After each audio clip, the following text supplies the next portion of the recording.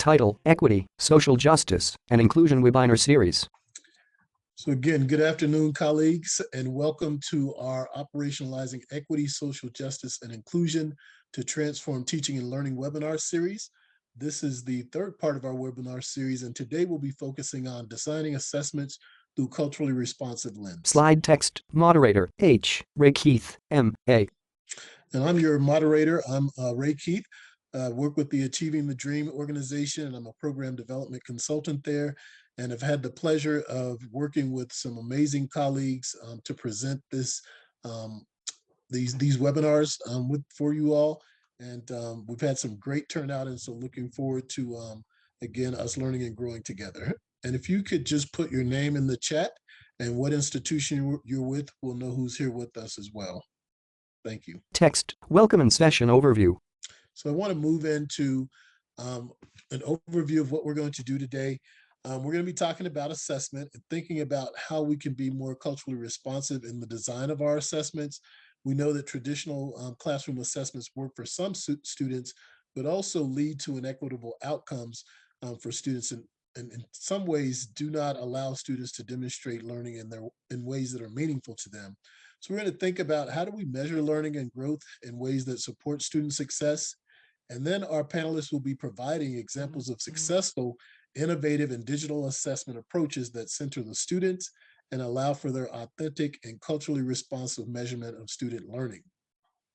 And so I want to introduce our panelists. Let's talk through our objectives first. As you all leave the webinar series, we want to make sure that you have increased your knowledge, understanding, and abilities to recognize potential inequities in assessment techniques, tools, and practices, to utilize a student-centered lens when creating course assessments, identifying innovative digital assessment tools that enhance student learning, and then feel empowered to design and implement assessments that take a culturally responsive and equity-minded approach to student learning. Text. Session objectives. And so our first panelist is Dr. Lydia Sede Baca Cruz. Lydia is committed to closing persistent equity gaps in higher education through the decolonization of curriculum and engaging in faculty development. She earned her doctoral degree and master's degree in English, in Mexican American Studies and Native American Indigenous Studies at the University of Texas at Austin. She currently serves as the program coordinator for the Mexican American Studies program, where she teaches courses in English, humanities, and Mexican American Studies, and facilitates a faculty development course in becoming an equity-minded instructor. Thank you for joining us, Lydia. Text. Tasia Vandervegt. Next, I'd like to introduce Tasia Vandervegt. Tasia is a first-year ED student at the University of Wisconsin. She earned her master's in sociology from the New York School of Social Research in New York City. She's dedicated to bringing inclusivity, equity, and student empowerment into the classroom by honoring the skills, experiences, talents, and dedication of every student. She currently works as a professional development educator and facilitator with the Association of College and University Educators, along with the Achieving the Dream organization. And she also worked in the community college system in Colorado. And then we have Jason Leggett, who is an assistant professor at Kingsborough Community College, where he teaches legal studies. He earned his JD from Seattle University and a BA in political science from the University of Washington. His research projects examine structural displacement due to the climate change crisis, global migration, and gentrification. Thank you all for joining us, and we're going to get started with our webinar. And so we really want to think about the importance of implementing culturally responsive and equity-minded assessments, and thinking about the why and how our students' identities, their lived experiences, their cultures play a part in why we should be engaging in culturally responsive and equity-minded assessments. And we're going to have our panelists share their aha moment and what led them to recognize the importance of developing and implementing these culturally responsive and culturally relevant assessments. Slide. Assessments. And so we'll just have a group discussion, and just jump in, panelists. I can go ahead and kick us off. This is Lydia. So I guess for me, it occurred when I first started early in my teaching career. I had the opportunity to attend some professional development at a prior institution. It was a full day all about assessment. And the speaker said that you assess what you want to produce. And that resonated with me in a negative way and a positive way, because on one hand, I was like, well, students are not our products, right? But rather seeing students as kind of becoming, right, as education, as serving students to become what they seek to be. And it was a revelation for me to realize that facilitating students becoming who they want to be, becoming confident and empowered contributors to society, becoming confident contributors even to their own families and communities, that could be effected through assessments and through lessons that I designed, and that by developing assessments and assessment tools that would help students to achieve their goals and achieve learning goals of the program that I was teaching in, or even the course that I was teaching, that I could have an impact, and that facilitating learning in that way could have an impact specifically through assessment. So I've pretty much been obsessed with assessment ever since then. A slide appears. Yeah, I'll jump in next with my kind of aha moment. And that definitely came for me in the process of learning about backwards design and hidden curriculum. And so backwards design is the process of connecting every assignment and activity and assessment in your class to the learning outcome for your course. And through that, I was able to see my own biases in which topics I spent a lot of time on and which ones I kind of did more of a breeze over. In this process, I also learned about the hidden curriculum items, such as having very strict due dates and some technology barriers, and then any punitive policies around assignment submission or attendance policies. And I realized that there were a lot of components of my grading policies that actually had nothing to do with the learning outcomes of the sociology classes that I was teaching. So what I mean by that is that I realized that, it's my job to submit grades for students that reflect what extent they learned the content of the class. But there's nothing in those learning outcomes that says they have to demonstrate that knowledge in a particular manner. There's nothing that says they have to demonstrate it on the first try or by a certain point in the semester. So, I was careful in that process of making sure that that doesn't mean the class becomes a free-for-all. We still have a schedule. We still learn and practice APA. We still use the LMS to submit work, but I'm working hard to reduce the negative impact that those kinds of hidden curriculums have on a student's grade, and instead try to spend the most of my assessment energy on the connection that they make to the content and the learning outcomes. Thanks, Tasia. New slide. So I build on those two ideas of thinking about when my institution is Kingsborough Community College in Brooklyn, New York. And when I came there 13 years ago, we had begun to implement a civic engagement requirement. And there's two kind of central questions that came up, which is what exactly is civic engagement, and then how do we assess it? The why. Kingsborough, being an urban community college in Brooklyn, is incredibly diverse. Half of our students are foreign-born.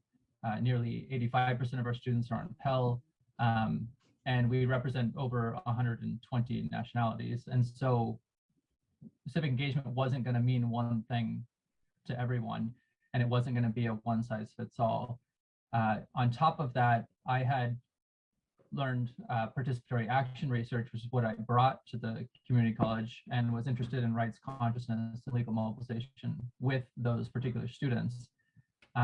So I had a lot of things that I was trying to wrestle with, and PAR can be very difficult to assess and document the experience. And so I really wanted to try to find something that was practical and pragmatic, both for the students and then also for other faculty who might be interested. We had an interesting moment a couple years later when I was working with students and we were discussing Brown versus Board of Education. And it was shocking for a lot of students because they felt like they were in a diverse community, that we were in the most segregated school system in the country. And so it was really difficult for students to then unpack this ideal they had of law that was equal and applicable to all, and then unpacking this Supreme Court case that was, being violated in New York City. And so they started opening up about their lived experience, and that presented a unique opportunity for me to begin documenting that process of collecting their stories and then seeing how I would make the connection to the larger legal concepts that we're trying to get in the classroom. So that was my aha moment. Thank you, panelists, for sharing that. And hopefully this will inform our participants in thinking about how they can begin to engage in this work as it relates to being equity-minded practitioners, and really thinking about how they can take a culturally responsive approach to designing and developing culturally responsive assessments. And so in our next discussion point, our panelists are going to share approaches, practices, and processes that they've used to design course assessments that are student-centered, equity-minded, and culturally responsive.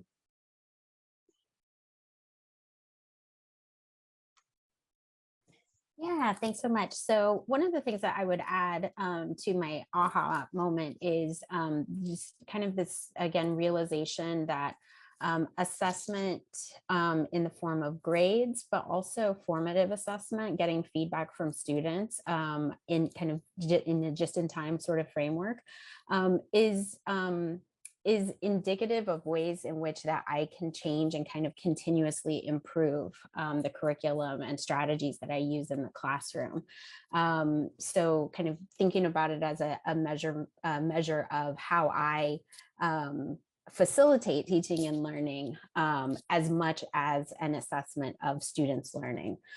So one of the bigger changes that I've made to my grading system recently is in shifting from a percentage grading scale or a 100-point grade scale to a GPA grading scale or a 4-point grade scale. And if you could thank you. So this is kind of a breakdown of how a GPA scale would look in terms of percentage ranges, which one of the things that I learned early on in this is if you're going to change the grade scale from a 100-point system to any other point system in your learning management system, you have to know how it maps onto the percentage system. So the impetus behind this actually came out of some professional learning that I had attended at Austin Community College, in which the point was raised that the percentage grading scale that we're also accustomed to actually skews towards students' failure. If you think about the fact that 70 of those 100 points are in the failing range and only 30 of them are in the successful range. By contrast, a GPA scale, which is what is used for college admissions and transfer and graduate school and a whole host of other things, even including financial aid, right? Is actually skewed more towards success. As you can see, about 34% and higher is considered successful on the GPA grading scale. So one of the challenges that I've faced with this and implementing this is not only are we as faculty and administrators really comfortable and accustomed to the 100-point scale or the percentage scale, but students are too. If you could click the next image. So this is a sidebar that I have in my syllabus, and I will put a link to this syllabus as a Google Doc in the chat there. And so I would have students saying like, I'm working so hard. Why am I failing everything? I have like 50s and 60s and on everything. And so I started putting this sidebar in my syllabus to say, if you're getting a 40 to 50%, that means that you actually have demonstrated competency in the skill or knowledge that you're learning, and that you should celebrate that you have achieved that. And at the same time, look at my feedback to see how you can improve and get, a higher percentage next time, if that's what your grade goal is. So overcoming some of that and doing a little bit of unlearning around the 100-point scale has been a challenge. One of the successes that I found with this, if you'll hit the next image there, is that I've been able to map the GPA grading scale onto my rubrics so much more easily, so that I'm not spending a ton of time where before I would have ranges of like 90 to 100, 80 to 89 and so forth. I'm not spending a lot of time thinking like, oh, is this an 83 or is this an 87? I've noticed also that it eliminates some equity challenges that, for example, I would tend, when I had point ranges, I would tend to Text ratings. Give higher points or skew higher on the point range for students that I connected with more, that I had more of a relationship with, that I had kind of greater rapport with. And so you can see how that would also exclude some students that I didn't necessarily have those relationships with, which very often were students that, you know, did not necessarily reflect my identity. And so with the 4-point system, it's an additive rubric, not punitive, not punishing or penalizing students for some of those hidden curricula things that Tasia was talking about, but rather recognizing that once students meet a milestone, they can't unmeet it, right? So they get that credit, they get those full points, and on something like this with multiple criteria, they would have a total where 50% of the total would be considered, or approximately 40 to 50% of the total would indicate competency of that particular skill or knowledge. So on the whole, for me, once overcoming like some of the students' questions, it has led to so much greater transparency. And in terms of outcomes, I've actually seen a lot of closing of gaps, particularly among men of color students. Great, thanks, Lydia. How did you address like students adjusting to this new approach to your grading and your assessment practices? So one thing I did was, you'll see in the syllabus that I posted, I have a whole section that explains what is GPA grading, what does grade point average mean, what role does it play in your college life, how to calculate your GPA, and how I use GPA grading. And then that's something that I explicitly go over in the first week and just kind of remind students all along the way. A grid displays rubrics and After, I'd say about like 4 is the threshold. After about 4 of those reminders, or students coming to me and saying, you know, why am I failing at your class? And I'll say, you're not, you're doing great. You know, you actually have a B. Then F.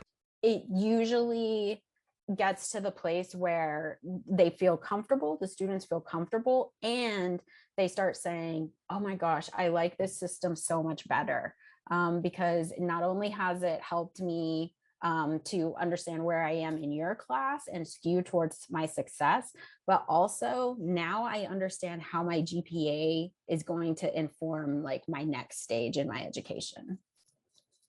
Great. We have a question in the chat. If you have a grading scale set by your department, how have you been received by using the GPA grading scale? That is a great question. A rubric displays letter grades. I have not had to encounter this. So I did run it by my department chair when I first started using it.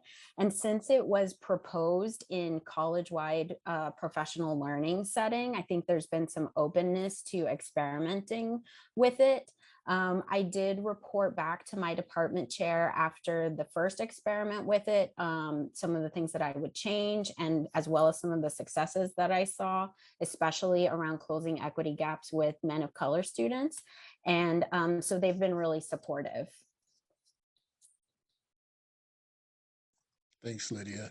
And now Tasia is going to share her experience with taking a culturally responsive approach to designing course assessments. Slide title: Student-Centered Approach to Assessment. This is actually Jason. Oh, sorry, Jason. Go ahead, Jason. Line graph shows data trends for ethnicity. Okay, thanks. Text, American Indian or Native. So at our institution, over the last year, we've been providing course level and section level data on specific performance from race, class, and gender, as well as Pell Grant status. Prior to that, we were looking at a very macro level and mostly focusing on entry level classes. And so because my legal studies classes were in a criminal justice program, I wasn't really getting much data.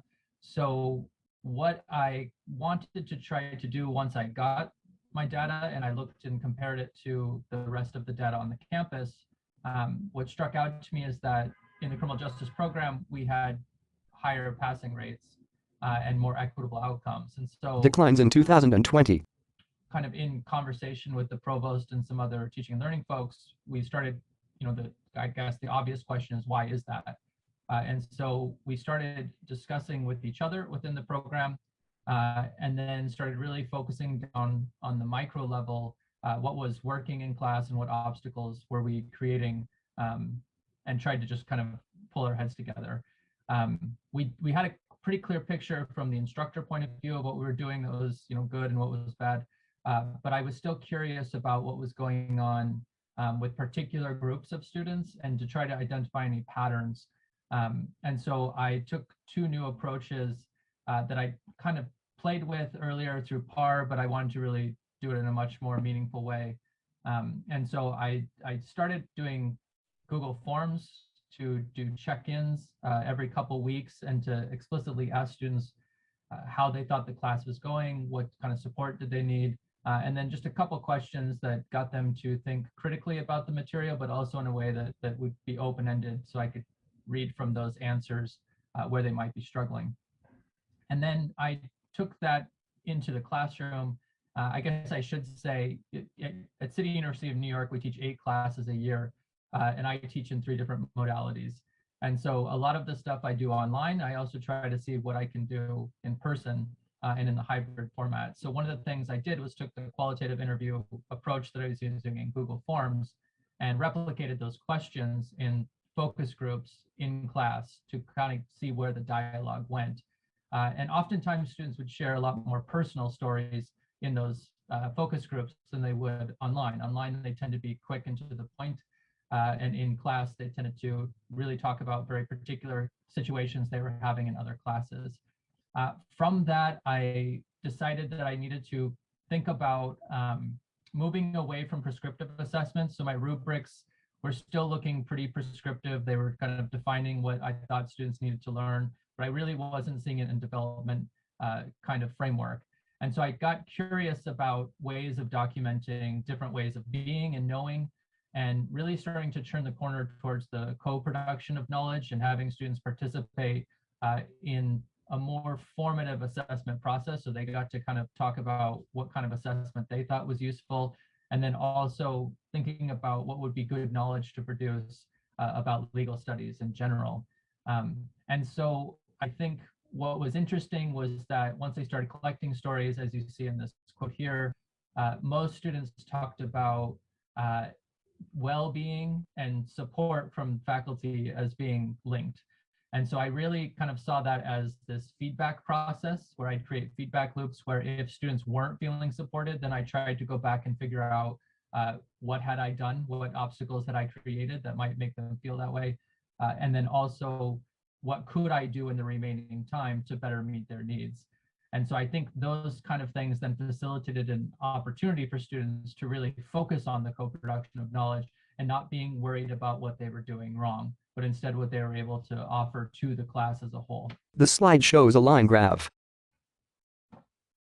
Okay, thank you, Jason. Title slide, Centering Students While Being Culturally Responsive. Required Theories and Theorists to Discuss, The Life Course Perspective by Robert Sampson and John Lobb. Success is what counts. So I'm going to share some examples of assessment strategies from Sociology of Deviant Behavior, which is a course that I taught and also built. And in that course, we cover a lot of foundational theorists, as well as topics relating to race, to gender, substance abuse, sexual deviance, suicide, mental health, physical disabilities, kind of the spectrum of deviance topics. Deviance in the sociological term is anything that goes against the norm. So it's not necessarily an act of crime, although we do talk about acts of crime as well. As with many disciplines, when it comes to discussing foundational theorists, we find ourselves reading white men. And I got to actually pick the textbook for this class. And so I spent a lot of time working to find a book that gave a stage to multiple voices, especially around race. But ultimately what I found is that the foundation readings in the book were still primarily texts from white male voices. So for example, in this upper box, one of the required readings is The Life Course Perspective by Robert Sampson and John Lobb, who are two white men. So this set up a challenge for me. And the big question became, how can we read foundational theories while also engaging diverse voices? And so in the process of trying to answer that question, I found an article by Nicole Schoenberger, and she wrote an article called The Life Course Perspective Through the Lens of Race. And so her article is a critical analysis of the foundational theory that we're supposed to read. And she wonders if the theory can be applied broadly to a whole society, or if other considerations should be made across racial groups in a society. And so this article was perfect to address all of the things that I wanted to do. She has to lay out the foundation of the theory. So we're still, as a group, getting that information, getting that content.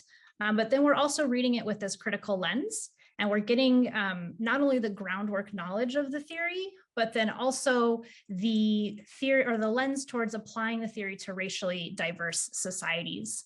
And then we read this at the beginning of the term, of course, because it's foundations, and we're able to then keep referencing back to it of how we can apply these kind of generalized theories to diverse communities in our society. So following that, another thing I realized in our course, I'm moving to the purple square on the left here. Another thing I realized was that I needed to do better at sharing the diversity of the authors with the students. I, of course, knew that the authors were diverse because I went through the process of finding the book and reading up on all of the authors, but I quickly realized that I wasn't sharing that in any meaningful way with students. So what I started to do was I started including the author's bio, their photo, and a link to their webpage, whether they had a personal webpage or if they were a professor somewhere. I would link to their school website. And I included this on the handout that had the reflection questions, and then also in the learning management system where they would access the questions to submit their answers. So then the links would be live and they would have another opportunity to see the photo and the bio. This did take a bit of time to put together, but I think it was really important for students to be able to read about the authors, to see the authors, perhaps see themselves in that author, or make a connection that they were from the same place, or had a similar interest or something like that. That brings me to the last course design example. This is the box on the right. This has, again, to do with diversifying readings. And I know a big concern that comes up with faculty and instructors in reworking courses to be more culturally responsive is the work that goes into creating and recreating new assignments and assessments. And I know it can absolutely be time consuming, but I also want to emphasize this way in which it can actually be load reducing for instructors. So in the deviance class, at the halfway point and at the end point of the term, students had an opportunity to submit a reading reflection on a reading of their choice. And the only parameters I set for that was that it needed to be from a reliable source and it needed to be related to deviance. And that was it. Those were the only rules about it. The reflection questions gave them a spot to link where they found the article so I could read it and access it. And then they reflected on what they learned, shared how it connected with the rest of the class, and discussed how they might apply it to their semester project.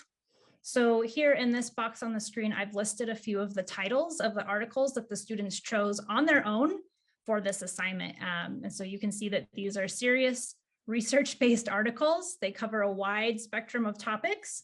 They were all really interesting. I had a great time reading them. And I know it's very unlikely I would have found them on my own because these things represent the interests of the students. And it's not clouded by my bias of what I would have been looking for, where I would have looked for them, or what I would have thought was interesting. A bonus of this assignment is that students get also an opportunity to start navigating where they want to find articles, whether that be academic through JSTOR. We were also regularly reading articles from places like Harper Magazine or the New York Times, these longer articles that kind of do a deep dive into society. So again, the results here for me is that all I have to do is write the reflection questions, and then students submit dozens of articles related to our topic that then I get to read. And all I really have to do is then grade their reflections. So flipping the classroom in this way, giving the students that agency, giving them a stake in what they're learning is a really simple revision to make. Requires very little front heavy work from the instructor, but as you can see from these titles of articles, yields really amazing returns. Text, whose work are we reading? Great, thank you for sharing that, Tasia. I really appreciate your intentionality about being transparent with your students and really helping them understand that there are diverse folks with the diverse perspectives and backgrounds and lived experiences that are contributing to the field of sociology. And the other piece is helping students begin to develop their research skills, and specifically those looking at those articles and research that's specific to their own lived experiences and their cultures. And so again, as we think about culturally responsive assessment, how do we then engage our students in this process and really bring in their prior knowledge, but also the skills that they bring to the table as well. So thank you. Over the last 2 years with the pandemic, we know that we've had to use digital tools and digital technologies in very different ways. And so we want to have a discussion about how we can use digital tools to assess students and use those tools in a culturally responsive way. And so our panelists are going to share what they've been doing in their classes over the last 2 years as it relates to this topic. Slide title, Assessing Student Learning Through Digital Tools and Assessing Student Engagement Using Digital Tools. Survey results with bar graph showing response data. Okay, so I could talk for days and days and days about the social production of technology. And I've with PAR, I've been able to do video games, documentaries, and a large e-portfolios with assessment built in. But for this presentation, I wanted to talk about something that is more common in departments, which is the department level assessment of a particular skill set. And so in the three examples that I provide here, they're from 3 different classes, but the same departmental level skill set of being able to argue using rhetoric and to provide evidence in support was the general assessment process. So on the lower left-hand corner, this is a thought bubble approach that I took to designing a rubric for students in a learning community that was focused on composition around a legal or political problem that they wanted to do further research and then to write. Slide shows bar graphs and ovals. 5-paragraph essay for their composition class that was also matched with the sociology class, where they were supposed to apply some of those sociology concepts. So it was a very complicated process. And the first rubric I think had like 12 columns and 5 rows, and it was not clear to me or the students what was being asked of them. So I decided to try something. I think I saw it on Instagram, and so I thought, let me try a thought bubble approach and introduce each of the bubbles kind of 1 week at a time, where we could take a piece of writing that they'd done and look at just what was going on. So what had kind of happened in this process was I got a bunch of papers around week 3 where none of the students had followed the instructions that I had provided. They didn't identify a social problem. They didn't do any data collection. Some of them even talked about why they didn't want to find any data. And so I found this to be a counterproductive approach.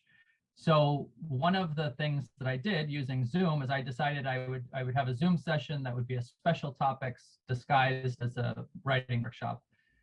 And when we went over the writing instructions for the assignment, which was, I thought, very cleverly titled Letter to My Future Self, they all revealed that the reason why they didn't follow the instruction is they had no idea what they were supposed to do and how on earth they would write a letter to their future selves. And they also thought this wasn't a formal assignment. So basically they hated the assignment. And I learned pretty quickly that I didn't blame them, that they were right. So I designed the second part of the thought bubble here to address the conversation we had once we started talking about what issues they were interested in, because they were interested in quite a few of them, what research they wanted to do, and how they would support their conclusions. As what typically happens, this is a freshman course, and so they tend to overgeneralize what they think the solutions are. Many of them believe that, you know, releasing information on Instagram will solve the world's problems. And they were rather disorganized, right? So I wanted to help them with that process. And so along with the sociology professor, we talked about moving away from theory of mind, moving away from blaming individuals' motives and looking at larger structures and systems of inequality, and to start thinking about moving away from a monologue and start engaging with the kind of dialogue that I think Tasia was talking about, introducing multiple viewpoints and diverse backgrounds. And so we wanted them to kind of have that approach as well. And so the ultimate kind of response that we were looking for their 5-paragraph essay that would meet the sociology outcomes, the political science outcomes, and then also the composition really required that there be a clear problem, reliable data, and that it was organized logically with the conclusion, and they addressed some counterfactuals. So that was a process that took the entire semester, but with all three of us working together, we were able to come up with a different approach. And I think students, from what I heard from them, is they really appreciated the thought bubble approach as opposed to that first gigantic rubric that I had shared with them, because this was much more closer to their regular lives, their lived experience. I thought it was also important that it was a moment where the rubric can serve as a accountability measure. And so Course equity results. I probably wouldn't have gotten the feedback about why they hated my assignment so much if I hadn't taken this approach. I probably would have been kind of doing the prescriptive model of assessment and would have missed that. The other two examples I give here are based in Google Forms. And so I had gone through and decolonized my syllabus years before, but I was curious as to which articles, which resources, and which assignments students would like, so I could start to get a better idea of what I was missing. And I could go back and look at what student papers, what topics they had written about, and kind of some more work that I could do. And so I was this was over just one semester in one class. Data displayed. Where I was surprised that they chose these two JSTOR articles, but that were relevant to things that were going on, particularly in Brooklyn, but also across the country. And so, you know, I thought I should probably be trying to find more articles like this that provide a larger context for some of the issues. So this semester we were looking at an article that's critical of broken windows policing, for example, and students have really responded to that as well. Bar graphs are displayed. I had done mock trials in the past, and so what I wanted to do was create for the judiciary class, for the courts class, an assignment that would allow them to act like a judge and go through the different levels of the judiciary. But I wasn't sure from the responses how students were experiencing that or whether they're enjoying it. So I was happy to see that they cited that as one of the largest, or that more students cited that as one of the things that they learned the most from. I was surprised that the extra credit events were not things that they because so many of them participated in them, but they didn't see that as something that they were learning as much from. I think I could do a better job after seeing this of linking the events to the course content, and then maybe talking with some of the people who run the events to see what else we could do to make it more engaging. I also had designed these kind of in the spirit of the videos. I'd made YouTube videos that basically went over content and addressed many of the questions that were coming out through the Google Forms. So I was happy to see that students were thinking that those were helpful as well.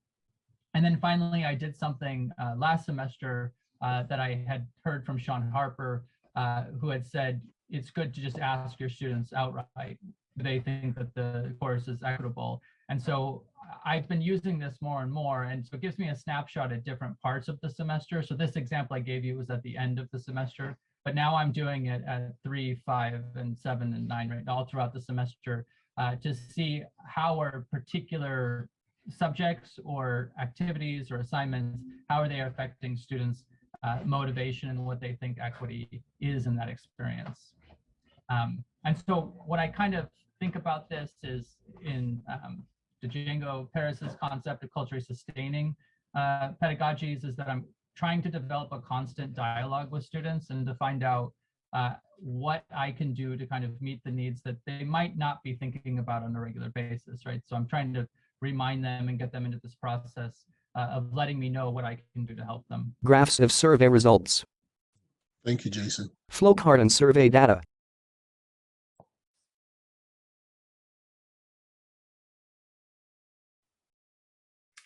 So as a digital tool, I'm going to talk about a website that I actually created with my students in an Introduction to Mexican American Studies course. And I very often use websites. At ACC. We use the Google Suite of products. So Google Sites is a tool that students already have access to through their EIDs. And so through their school Google accounts. But some students also in the past, like I've used websites for writing portfolios, and some students have used like the free versions of Wix or Weebly or some of those as well. Resources diagram. So I was thinking about, as I was developing this course, I was thinking about, unlike in a composition course where students can develop an e-portfolio of their work and kind of demonstrate their engagement with the writing process, I started thinking about what is a kind of assignment, like a capstone project that students can do that is going to show them the relevance of Mexican American studies.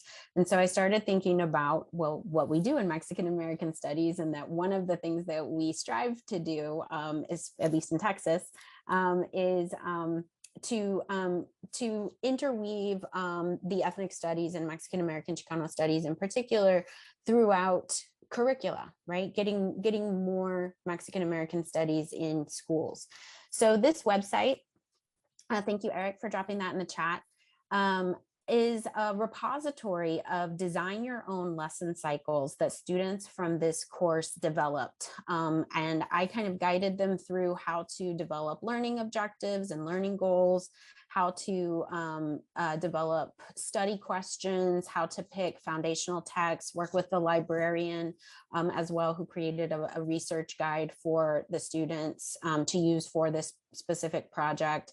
And then they developed for a final project for their lesson cycle, they developed either community engagement or project-based learning types of assignments. So what we put on the website are it has some information about my course and how my course is structured. But the heart of it really is the design your own lesson cycles that are 100% student developed. And what I really like about, if you have a chance to go through them, what I really like about it is that in the kinds of questions that they're asking, study questions, journal prompts that they're asked, the kinds of questions that they're asking, you really get a glimpse at the level of academic challenge and the high expectations that students have for their own educational experience and what they want to see in education for their children, or what they would have wanted to see in their own K-12 and college educations.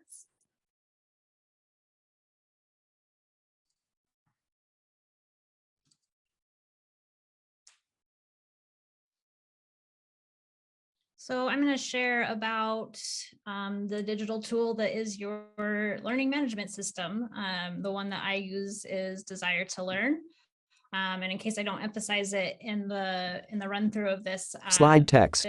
This is everything here is done as a standard option in Desire2Learn. And so I imagine also in places like Canvas. So I used to do regular test bank question reading quizzes. I hated it, students hated it, but I had this mentality that it was a required thing, like you just had to do it in order to motivate students to read. But at some point I got really sick of quizzes and I started doing some research to try to find a good excuse to get rid of them. I found zero evidence that that was a good idea. And so I had to kind of switch gears into how can I do it differently? One option that I read about was doing group quizzing. I think that's a great option for culturally responsive teaching. I have not yet tried that myself, but the first switch I made was to multiple chance quizzes instead. So within the learning system, I just went in and I changed the amount of attempts allowed to 3. And then I set the change to send the average score to the grade book. And so that was it. That was the only change I had to make. So students had an opportunity to take a quiz. They could take it again if they needed to. The key components was that they would get a new random set of 20 questions out of the test bank. At the end of the quiz, they got to see the questions they got wrong, but not the answers. And so that was to help kind of motivate, okay, here's the piece that needs some more review and some studying, go find that and then take the quiz again. And then that also motivated folks to, still try to aim for their goal score on that first try so that they don't have to spend that time doing that.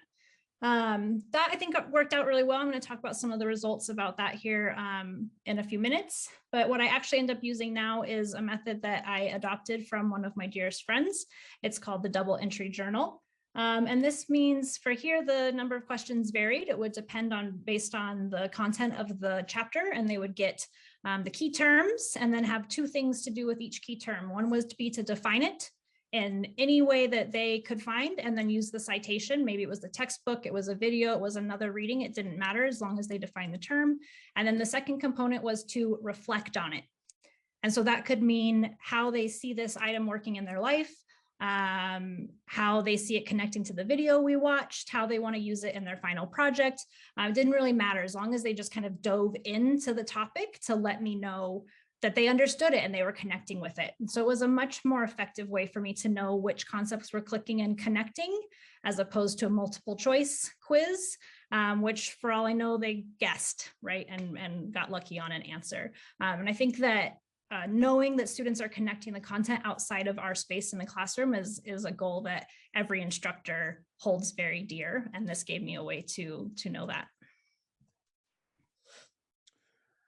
Thank you all for sharing that. I think it's really important that you all have been intentional about students being able to give authentic feedback and then using that information to inform how you have made adjustments within your courses to then center students in their own learning and learning that's really meaningful to them.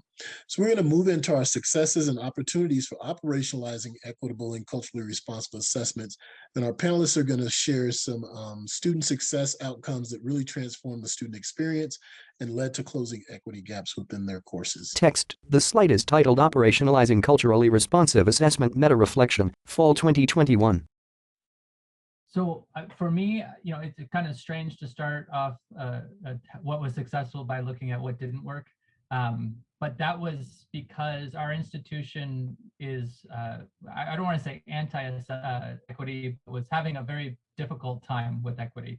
And so we really needed to get down and figure out what was not working. And so I chose fall 2021 as kind of my template to try to look at and see what was not working in very particular categories of students. What I was able to do with that then was to reach out to other faculty members who were open to looking at equitable outcomes and starting a dialogue with them to try to see how we could influence the institutional norms and to start having a conversation about what equity would look like. I think the reason I want to call this a success is that now we have over 20 faculty who are now engaged in a community of practice who are having conversations in context of race, class, and gender, whereas just two or three years ago, we weren't even talking about disaggregated data at all. So the successes, I think, when we talk about an assessment, is that this is now part of the larger conversation we're having at the institution about assessment.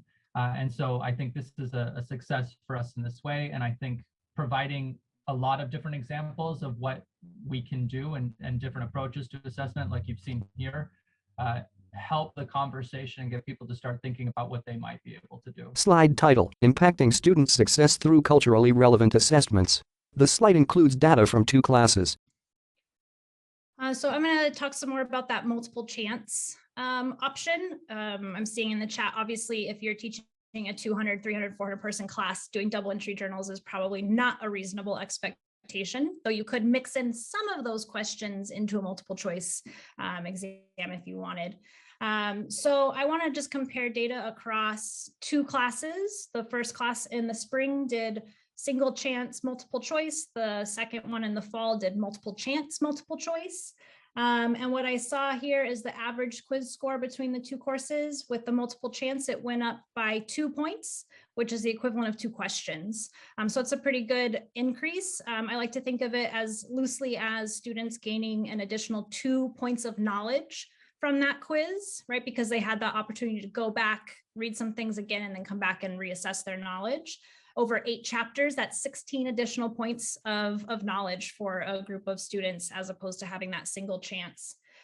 You can also see the final exam score went up between the two classes, as did the overall final grade. So that increase in content retention is visible in the ultimate outcomes of the scores there. And then just a side note, another thing that I learned, this data all came out of the learning management system, is that students started taking their first attempt 5 hours earlier than in the single chance. So the single chance students were taking their first attempt the day it was due. And the second, the multiple chance version, they were taking their first attempt the day before it was due, obviously to give themselves some padding to do that studying and have a chance to take it again. So it had this kind of side impact of managing and impacting students' time management as well.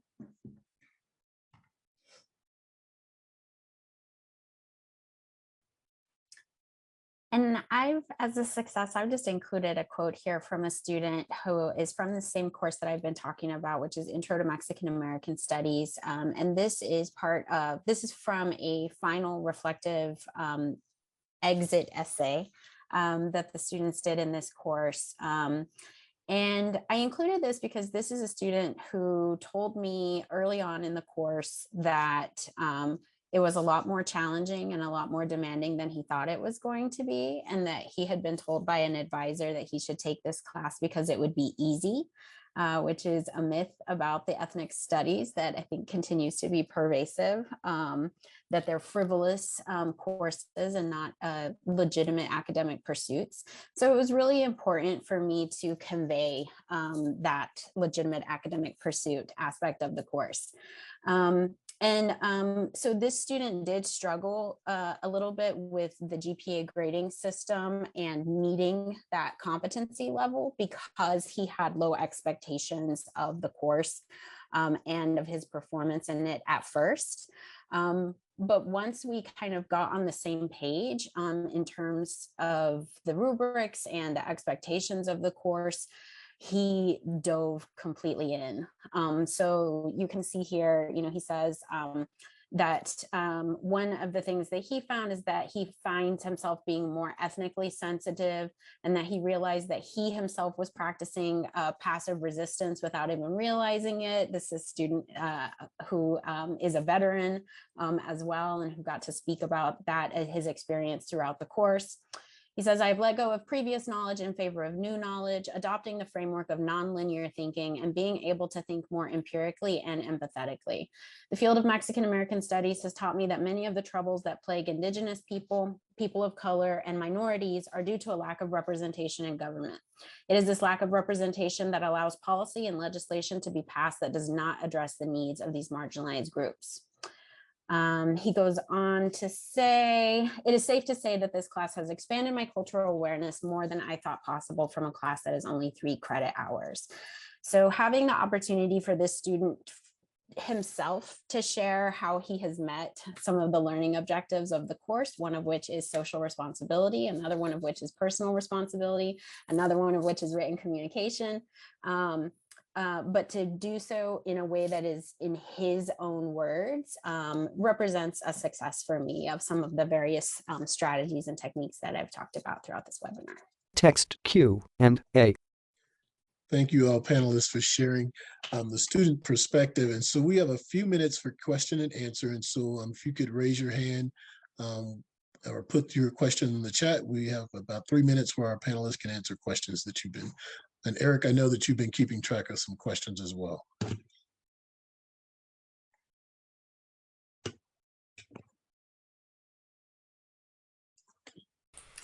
There was some questions earlier for Tasia after our second chunk of slides asking about what supports you integrated into the course or the referrals that you use when you're making that for the research process, when you're talking about the students doing their research and when you were building out those courses.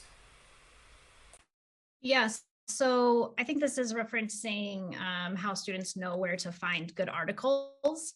And at that point, that's about the halfway point when we do that. And so we've read a whole bunch of articles by then. So they have a sense of kind of what types of articles lend themselves well to what we're studying. And again, that could be a JSTOR article. It could also be, a piece out of, a long journalism piece out of Harper's or the Atlantic or New York Times or something like that.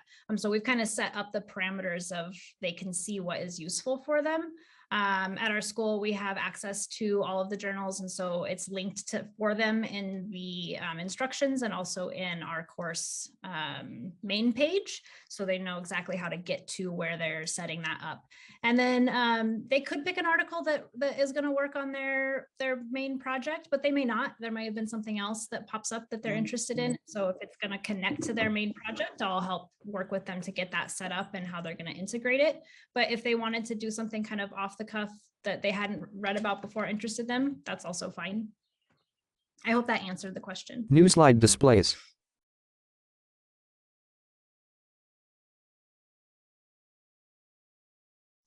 Other questions that you all might have?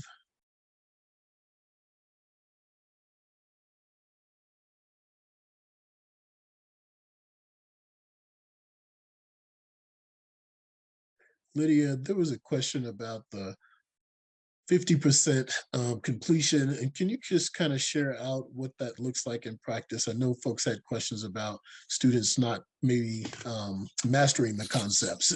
Yeah, exactly. Yeah, thank you so much for the opportunity. So Dave actually synthesized it in a way that I felt that was much shorter than I can, but he basically said something along the lines of, it's not that you're lowering standards, but you're just changing the number associated with competency level, right? So no longer is competency level 70%, it's now 50%, but the standard remains the same. And in my response to him, I suggested that what I've found actually is that my competency level is actually more rigorous than it was under the 100-point scale, because when students can quibble for points and get extra credit and things like that, there's always that potential that they may be afforded points where mastery of the skill or competency, the competency hasn't been demonstrated. Right. So thank you for that, because I know folks were wondering, are students proficient when they're That's leaving right. your course to be able to move on? And what we find is when we delve into culturally responsive teaching and learning and becoming equity-minded practitioners, we really aren't lessening the rigor. We're actually increasing the rigor in those courses for students. That's right. Yeah. So I want to say thank you to everyone who's joined us. I want to also share that we do have some upcoming events. Title, upcoming ATD events. Scan here for more information. Ray, you muted went on yourself. Oh, sorry about that. Thank you. So thank you all for joining us. I do want to share our upcoming ATD events. We have our Teaching and Learning Institute, being an equity-minded educator, and that's a virtual conference that will take place April 20th through the 22nd. And Eric has placed the registration link in the chat. And if you wouldn't mind putting that in the chat again, this is a great opportunity to engage with your colleagues, specifically faculty, and then really engaging in how we become equity-minded educators. And so we've got pre-conference, and then we've got lots of concurrent sessions that we'll be sharing. And then we have our Operationalizing Equity, Democratizing Learning Environments, which will be the fourth and final session of this webinar series on May 4th. And then we have our in-person conference for our K-12 partner institutes, dual enrollment, early colleges, and equity. And that takes place June 28th through the 30th. And so hopefully we will see you all, and you will join us for our next upcoming events. Thank you for joining us, and thanks so much to our panelists for joining us today. Thank you, Ray. Thanks, everyone. Thanks, everybody. Great conversation.